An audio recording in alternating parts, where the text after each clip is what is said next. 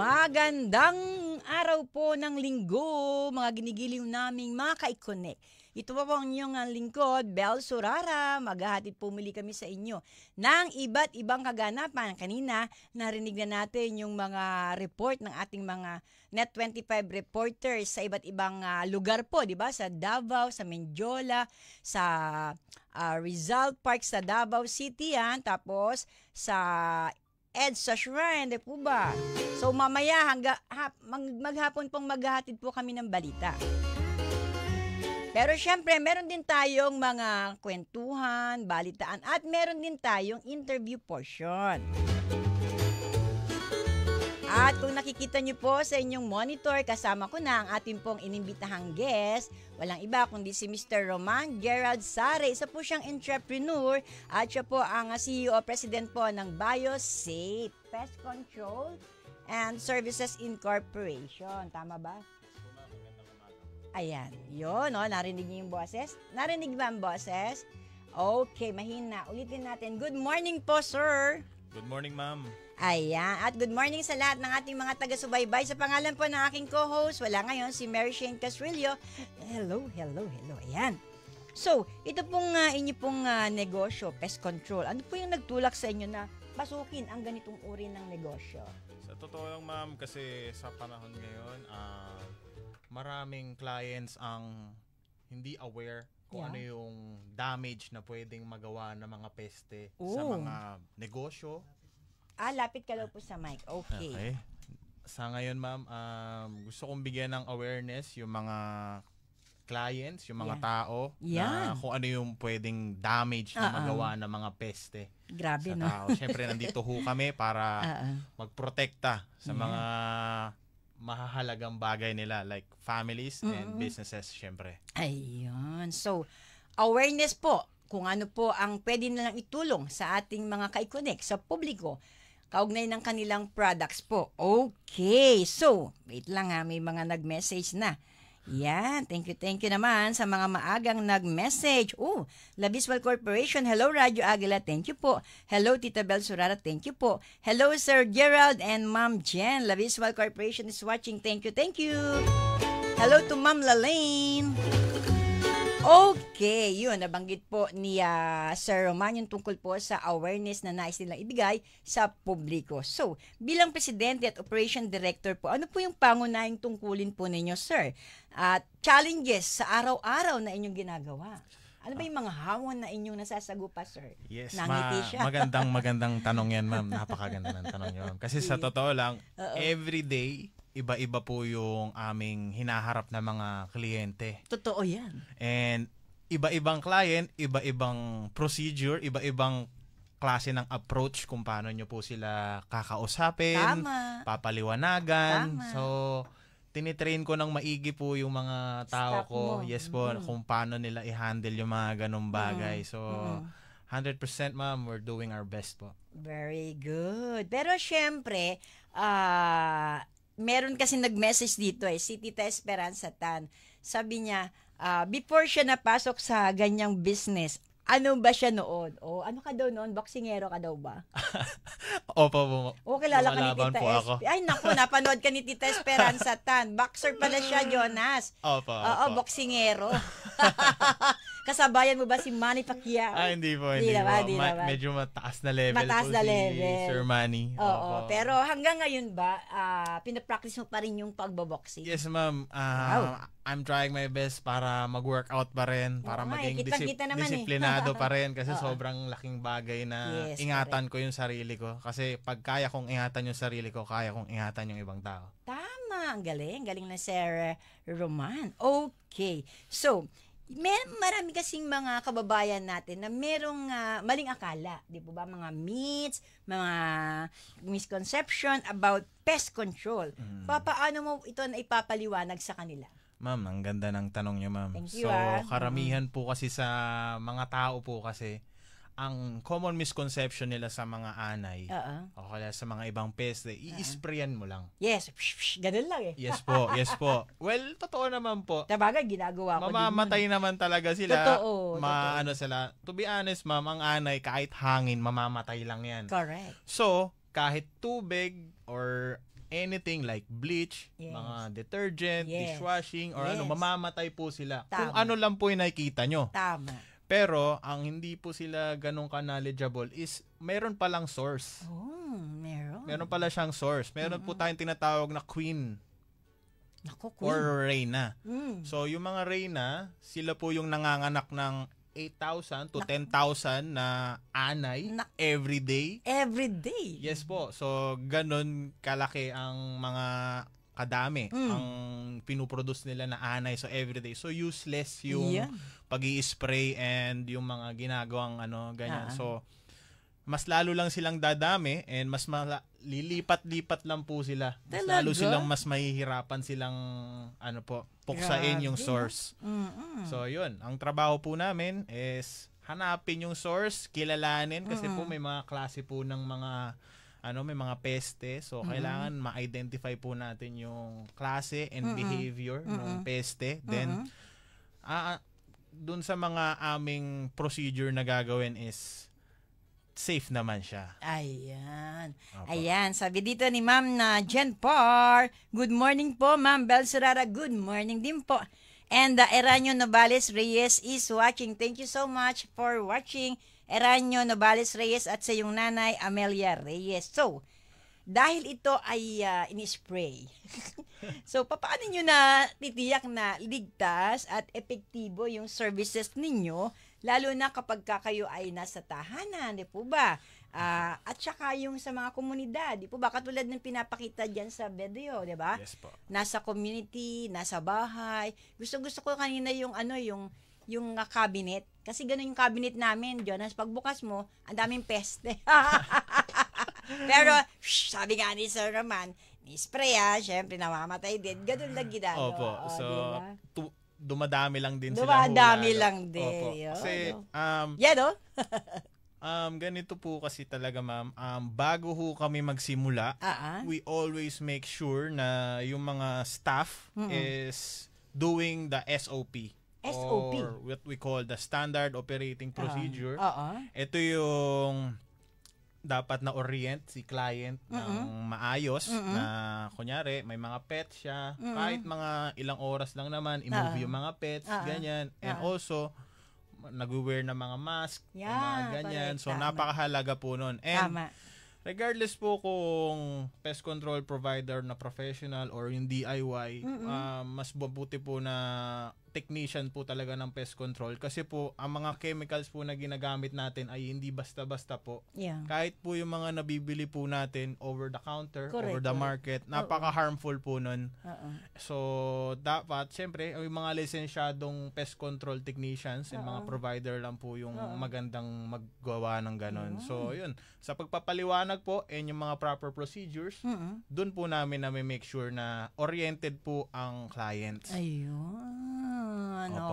Take note dapat alam po ninyo mga ka-Iconic, mga kababayan, paano ginagamit yung mga pest control na yan. Kasi sa panig po nila, Sir Roman, yung kumpanya nila, tinitiyak po nila na ligtas ito. Saan? Sa ating pangakalusugan. Kasi yung chemicals, di ba, nakakapinsala ng kalusugan. Right po? Yes po. Kahit hindi lang po sa anay, syempre may mga ipis, may mga daga po. Correct. Wag nyo na lang po silang gambalain. Kasi po nagdadala po sila ng mga sakit, syempre, and sisirain po nila yung mga gamit natin. Opo. As ilang taon na yung ilang years na yung company mo, Sir Roman? This year lang po siya nag-start. This year? Yes po, ma'am. Wow, grabe, no? Na-curious tuloy ang mga ka-Iconic natin. Yes, ma'am. Sa husay mong magpaliwanag, di ba? Salamat po, ma'am. Oo, sabi dito, ni Nanay Zenny Miranda. Hello, Nanay Zenny Miranda from Riverside, Quezon City. Bakit sa lahat ng negosyo, maraming pwedeng pasukan, tapos boxer ka pa, ito yung napili mo, yung mga humanap ng mga peste? Opo. Magandang tanong po yun, Nanay. Good morning po sa inyo. Si Nanay Zenny. Hello, Nanay Zenny. Hello po. So, ayun nga po. Isa po sa mga mission namin is magbigay ng i-educate yung mga clients. Yun nga po. Na-mention din po ni Ma'am na awareness din. Maganda po kasi talaga na aware tayo. Hindi natin po kasi alam na yung damage po pala na nakokos ng mga peste na yan is 100,000s na, mga ganon, di ba? So, it will cost us a lot. So, maganda na aware tayo para sa umpisa pa lang, mai-prevent na po natin. So, yun po. Ayan. Alam mo, Sir Roman, yung kapitbahay namin, like, pagpapasok ako, paglalabas ako ng gate namin, nakikita ko yung kanilang service. Pest control din eh. Okay po. So, ang tatanong ko, ano yung edge nyo sa ibang mga pest control company? Halimbawa, ako, tatawagan ko kayo, o tatawagin ako din ng kapitbahay namin. Bakit sa'yo ako? Diba? Sa'yo ako, ikaw yung pipiliin ko, yung company mo pipiliin ko para sumailalim yung bahay ko. Diba? Mga ganong tanong ba? Okay, ma'am. Magandang tanong yan, ma'am. Diba? Napakaganda talaga ng mga tanong ni ma'am. Grabe. So, ma'am, isa sa mga isasagot ko dyan is halos lahat naman po ng chemicals at gamit ay pare-pares lang kami. Yes. To be honest. Totoo yan. Nagkakatalo lang po kami sa procedure kung paano namin i-solve yung mga pest problems sila. And number one, since we are a service industry, sa customer service po. So, yun ang isa sa mga pinakamahalaga. So, we don't just do our job. Yes. We go further pa. So, we always make sure na nagpo-follow-ups kami sa mga clients. Actually, sila na yung makukulitan sa amin sa office. Sila na yung makukulitan sa yung mga clients na nakukulitan. Yes. Lagi silang, sinasabi ko sa office na we should always keep the relationship dun sa client. Yes. So, because they are our best advocate. Yun, tama. Opo.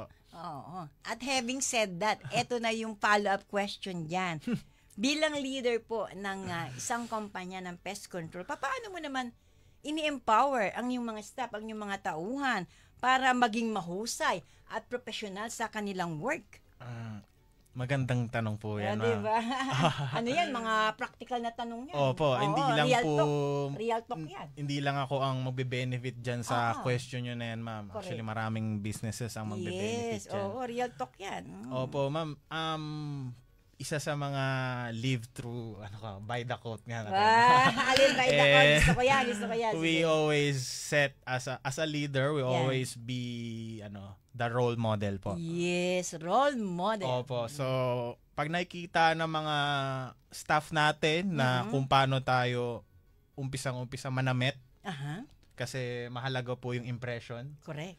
Whether we like it or not, talagang kaya nga may magandang uniform, may mga ganito. So, mahalaga po yun. Kailangan presentable tayo, malinis, mabango, and everything.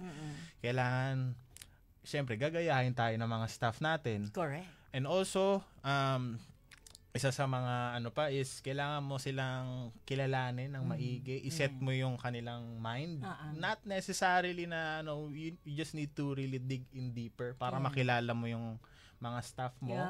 Kasi kapag alam mo kung ano yung kailangan nila, di ba? Masusuportahan mo sila. Tama. Not just basically not just financially, but you need to keep their head right emotionally. Yes. Alam mo yan, ma'am. So malaking bagay din po na talagang lagi mo rin silang kinakausap. Oo, tama. Opo. And yan, hindi ko naman sila pinapabayaan, ma'am. Talagang tutok po ako sa kanilang lahat. Tama.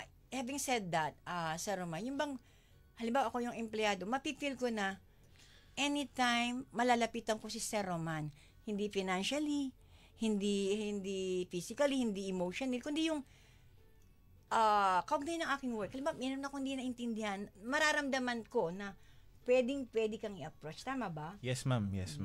Talagang kahit naman, hindi lang po sa customers namin, na kahit sa mga staff, sa mga employees, nag-go further din kami kung ano yung kaya namin. Tama. Okay. Di ba ngayon, masasabi mo ba na ang inyong company, yung pest control, is competitive with other? Pwedeng globally, mga ganon? Pwede, ma'am. Pwede po. Sinusubukan po namin talagang, actually, marami po kaming kakompetensya po talaga ngayon, ma'am. Sobrang dami po. Correct. Pero talagang kailangan namin kung gusto namin mag-excel talaga and makilala po talaga bilang isa sa mga katiwa-tiwalang provider, talagang kailangan makipagsabayan po talaga. Tama. You have to set the standard as well. Diba? Tama. Kailangan mong sumabay sa standard din po nila, ma'am. Tama. Alam mo, Sir Roman, everyday ang tao, kahit hindi sa katulad mong posisyon, kahit simple lang, di ba? Nakararanas ng stress. Yes, ma'am. Ang tanong ko, how do you handle stress? Kasi may tao ka may staff ka di ba? Tulad ng binanggit mo nga kanina, kailangan na yung mga tao mo, nabibigyan mo din ng suporta. Opo. O, di ba? Hindi lang financially, emotionally, di ba? So, yung stress na nararamdaman mo, nakaka-apekto yan sa relasyon, di ba? Yes, so, how do you handle it? Ma'am, ganda ng tanong niyo, ma'am. Kasi, syempre, sa panahon ngayon, parang kahit saan ka tumingin, nakaka-stress, di ba? Correct. Lalo na ngayon araw na to. Load ka ng TV, may stress ka. Correct. Bukas ka ng social media, may stress ka. Correct. So, napakagandang tanong niyang, niyo, ma'am. Yes. So, kasi, ma'am, talagang kailangan mong pagdaanan yung ganong klase. Doon ka po titibay kung pag nag-handle ka na ng stress. Correct. So, isa sa mga bagay na paano po ako mag-cope up ng stress is nag-workout talaga ako. Kita sa muscle, no? Minsan, parang ina-underestimate lang natin yung pagiging ganon. Yung parang malaking bagay binabaliwala natin yung sinasabing 15 to 30 minutes a day walking, diba? Yes po. Tapos buhat-buhat ng... Malaking bagay yun, ma'am, kasi para diba? Nang nagbe-meditate. Yes. And syempre, malaki siyang outlet na nag-workout ka lang. Then parang nakikipag-meeting sa sarili nyo, ma'am. Yes, correct. Syempre, tayo nagdadasal palagi. Yes, very good. Malaking bagay po yun dapat na maganda humihingi yung tayo relasyon. ng guidance. Yes. Syempre, opo. Oo. Sabi mo, this year lang kayo nagsimula, yes, no? Ma'am. Yes, ma'am. Oo, kung tatanungin kita na 5 years, puntahan natin yung, abutin mo yung 5 years, ano yung nakikita mo na pwede pang ilaganap or ipalawak ang iyong kumpanya? Magandang tanong din yan, ma'am. So, para mas mapabuti pa yung serbisyo, diba? Opo. O kasi nagsisimula ka pa lang, diba? Opo. Siguro, ma'am, sa ganyang part na yan, marami na rin kaming natulungan na mga na-secure na mga bahay at mga negosyo. Marami na rin na kaming na-educate ng mga clients. So, talagang nakaya na rin siguro namin i-cater yung buong Pilipinas sa pagdating ng 5 to 10 years. Wow. We will try it in less than 5 years. Yes. O diba? At dahil dyan, ano ang pakiramdam ng isang Roman Gerald Sare na sa darating na September 30 ay kikilalanin ng isang award-giving body? Merong agad na award. Oo nga po. Anong nararamdaman? Sige. Of course, ma'am, sobrang masaya po ako kasi na-recognize po kami, yes, ma'am. na-recognize agad kayo. Kakaumpisa nyo pa lang ng inyong company, Opo, diba? Ma'am. Sobrang laking bagay po. Maraming salamat po sa Philippine Finest Business Asia po. So, isa po yung ginawa po nila na yun, nakapagpatibay po ng credibility ng aming brand and ng aming business po. So, ayun po. Napakaganda po ng kanilang ginawa po, ma'am. Yes. So, ang ganda pa ng Philippines Finest Business Awards and Achieving Outstanding, di ba? Philippine Finest Business Asia. And Achieving Outstanding. Ma'am. Achievers yan, 2025, di ba? Di ba? Thank you, God. Parang biloy mo, nagsisimula ka pa lang, tapos, wow, na-recognize ka agad ng isang award-giving body, very prestigious pa. Yes, ma'am. Maganda po. Magandang bagay po talaga yung ginawa nila na yun. And marami po silang natutulungan. Oo. Kaya, hello, Ma'am Lalaine sa'yo. Ayan.